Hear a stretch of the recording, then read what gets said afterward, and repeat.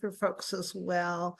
A few years back, I did some research through several sets of archives here in Canada to understand better the period after 1967, and that would have been the period, Khaled, you were working with the newly founded at that time Canadian Arab Federation as well. And what became very evident to me was that a lot of the efforts were related to using the occupation language, both within the institutions like churches, for example, and media and the media around just losing the words around right of return and really just putting a focus on the occupation. Of course, so we would have saw that after Oslo with a different narrative around peace.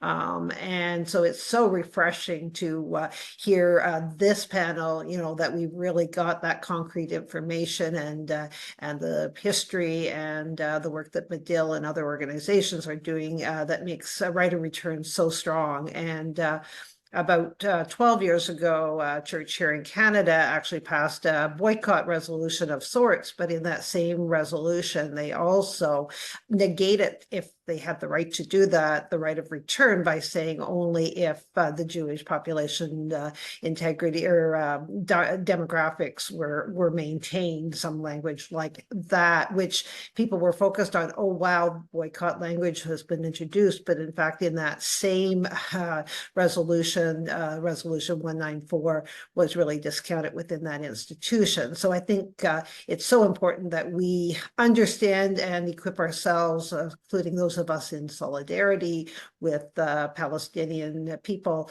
around how some of this narrative works. I wonder if any of the panelists can speak to any of those sorts of ways of sort of negating that language. And I mean, at that point, it was also pushed back on some of the things we're still working on, like defunding or trying to stop selling Israeli bonds and revoking charitable status of the JNF at that time, which here we are, 50 some years later, right?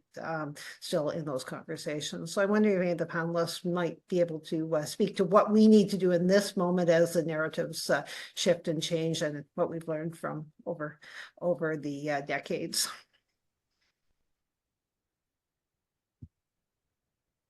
If I could step in here. Yeah, the language or the terminology is absolutely crucial, absolutely crucial.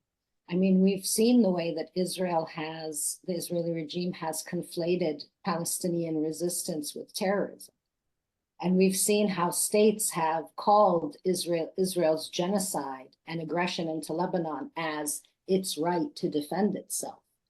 And we've seen, for example, the colonies being referred to as settlements and the colonizers being referred to as settlers. All of this language serves to marginalize and to water down the situation in Palestine and what's really happening. I mean, we can't talk about a decolonial approach if we're not talking about colonization. We can't talk about dismantling apartheid if we're not talking about apartheid.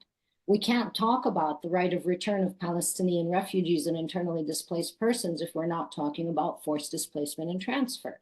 So we need to use the terminology. We need to say that Palestinians have the right of self-determination over all of Mandatory Palestine. The Palestinian refugees and IDPs have the right to return to their places of origin and habitual residence. And as people who are experiencing colonial domination and oppression, they have the right to resist with all means, armed and non-armed resistance.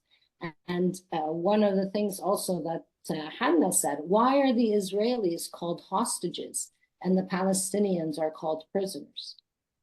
Why is it okay for Israel to arbitrarily arrest and detain over almost 10,000 Palestinians and hold them under unbelievable situations of torture, ill treatment, neglect, abuse, and so on and so forth.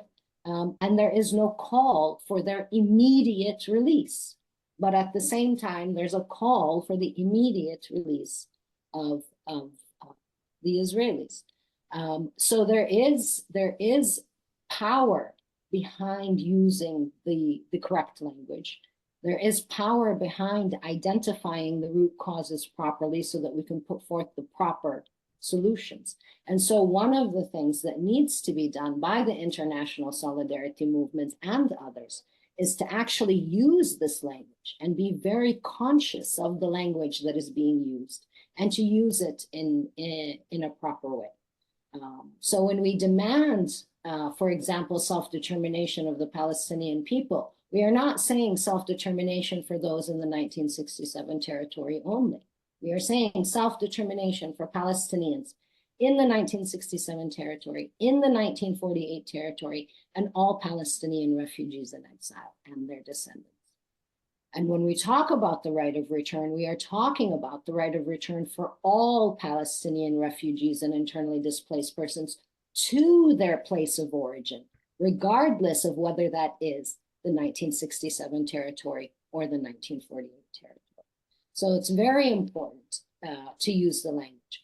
And this also means that we need to be very, very clear also about the complicity of states. As Khaled said, we need to point to states and say, you are complicit because you do 1, 2, 3, 4, 5. You support Israel with arms, you support Israel with words, you support Israel with money, you support Israel with the language that you are using and the inaccurate description or frameworks applied to the situation in Palestine.